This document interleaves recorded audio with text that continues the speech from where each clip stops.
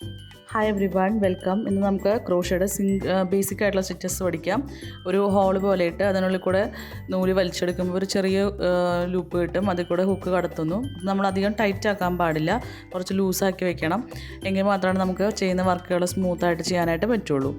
ഈ ഹുക്കിനെ നൂലുമ്പോൾ ഒന്ന് ചുറ്റും തന്നെയാണ് നമ്മൾ യാൺ ഓവർ എന്ന് പറയുന്നത്. കിട്ടുന്ന ചെറിയ സ്പേസിൽ കൂടെ ഹുക്കിനെ വലിച്ചെടുക്കുന്നതിന് പുൾ ത്രൂ എന്നാണ് പറയുന്നത്. Yarn over and pull through. Yarn over pull through. ഇപ്പോൾ നമുക്ക് കിട്ടുന്നതാണ് നമ്മുടെ ചെയിൻ സ്റ്റിച്ച് എന്ന് പറയുന്നത്. ഒട്ടുമിക്കവാറും പ്രോജക്റ്റുകൾ ചെയിൻ സ്റ്റിച്ചിലാണ് നമ്മൾ സ്റ്റാർട്ട് ചെയ്യുന്നത്. ഇതിന് രണ്ട് സൈഡുണ്ട്. ഒരു സൈഡിൽ ഒരു വി ഷേപ്പിലാണ് കാണുന്നത്, മറ്റേ സൈഡ് കുറച്ച് ഉരുണ്ടിരിക്കും. ഈ വി പോലുള്ള ഷേപ്പിലാണ് നമ്മൾ കൂടുതലും വർക്കുകൾ ചെയ്യുന്നത്. അടുത്തത് സ്ലിപ്പ് സ്ലിച്ചാണ് ചെയ്യുന്നത്. നമ്മൾ ഹുക്കിനെ കടത്തുന്നു, നൂലിൽ ഒന്ന് ചുറ്റിയെടുത്ത് വലിച്ചെടുക്കുന്നു. അപ്പോൾ നമുക്ക് അടുത്ത് കിട്ടുന്ന ലൂപ്പിൽ കൂടെയും കൂടി ഒന്നിച്ച് വലിച്ചെടുക്കുന്നതാണ് സ്ലിപ്പ് സ്ലിച്ച് എന്ന് പറയുന്നത്. Yarn over and pull through ചെയ്യുമ്പോൾ അടുത്ത ലൂപ്പിൽ കൂടെയും വലിച്ചെടുക്കുന്നതിനാണ് നമ്മൾ സ്ലിപ്പ് സ്ലിച്ച് ഇടുക എന്ന് പറയുന്നത്. അടുത്ത സിംഗിൾ ക്രോഷയാണ്. ഹുക്ക് കടത്തുന്നു, യാൺ ഓവർ, രണ്ട് ലൂപ്പിൽ കൂടെ ഒന്നിച്ച് നമ്മൾ ഹുക്കിനെ വലിച്ചെടുക്കുന്നതാണ് സിംഗിൾ ക്രോഷേ പറയുന്നത്. യാൺ ഓവർ ആൻഡ് രണ്ട് ലൂപ്പിൽ കൂടെ ഒന്നിച്ച് പുൾ ത്രൂ ചെയ്യുമ്പോഴാണ് സിംഗിൾ ക്രോഷേ വരുന്നത്.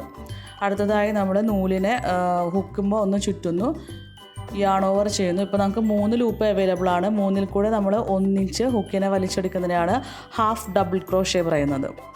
യാൺ ഓവർ ചെയ്തിട്ട് നമുക്ക് 3 ലൂപ്പ് അവൈലബിൾ ആവും. 3ൽ കൂടെ ഒന്നിച്ച് വലിച്ചെടുക്കുന്നതിനാണ് ഹാഫ് ഡബിൾ ക്രോഷേ പറയുന്നത്. അടുത്തത് നൂല് ചുറ്റുന്നു, യാൺ ഓവർ ചെയ്യുന്നു. 3 ലൂപ്പിലത്തെ ആദ്യത്തെ രണ്ടെണ്ണത്തിൽ കൂടെയാണ് ഫസ്റ്റ് എടുക്കുന്നത്. വീണ്ടും 2 എണ്ണം കിട്ടും. അതിൽ കൂടെ വീണ്ടും വലിച്ചെടുക്കുന്നതാണ് ഡബിൾ ക്രോഷേ പറയുന്നത്. യാൺ ഓവർ ചെയ്യുന്നു. ഇപ്പോൾ നമുക്ക് 3 ലൂപ്പുണ്ട്. ആദ്യത്തെ 2 എണ്ണത്തിൽ കൂടെ വലിച്ചെടുക്കുന്നു, പിന്നെ ബാക്കി 2 എണ്ണത്തിൽ കൂടിയും, അതാണ് ഡബിൾ ക്രോഷേ. ഇപ്പോൾ നമ്മൾ 2 തവണ ഹുക്കുമ്പോൾ നൂല് ചുറ്റി. അത് കഴിഞ്ഞ് യാൺ ഓവർ ചെയ്യുമ്പോൾ നമുക്ക് 4 ലൂപ്പ് അവൈലബിൾ ആണ്. ഇത് ആദ്യത്തെ 2 എണ്ണത്തിൽ കൂടെ എടുക്കുന്നു. ഇപ്പോൾ നമുക്ക് 3 എണ്ണം അവൈലബിൾ ആണ്. വീണ്ടും ആദ്യത്തെ 2 എണ്ണത്തിൽ കൂടെ എടുക്കുന്നു. ഇപ്പോൾ നമുക്ക് വീണ്ടും 2 എണ്ണം ഉണ്ട്, അതിൽ കൂടെ ഒന്നിച്ച് വലിച്ചെടുക്കുന്നു. അപ്പോൾ നമുക്ക് ട്രിപ്പിൾ ക്രോഷയാണ് കിട്ടുന്നത്. 2 തവണ ഹുക്കുമ്പോൾ നൂല് ചുറ്റുന്നു, യാൺ ഓവർ ചെയ്ത് കഴിഞ്ഞാൽ 3 തവണയാണ് നമുക്ക് പുൾ ത്രൂ ചെയ്യേണ്ടി വരുന്നത്. അതിനെയാണ് നമ്മൾ ട്രിപ്പിൾ ക്രോഷേ എന്ന് പറയുന്നത്. ഇതാണ് ക്രോഷയുടെ ബേസിക് ആയിട്ടുള്ള കുറച്ച് സ്റ്റിച്ചസ്. ആദ്യം സ്ലിപ്പ് നോട്ട് ഇടുന്നു, പിന്നെ chain stitch, slip stitch, single crochet, half double crochet and triple crochet.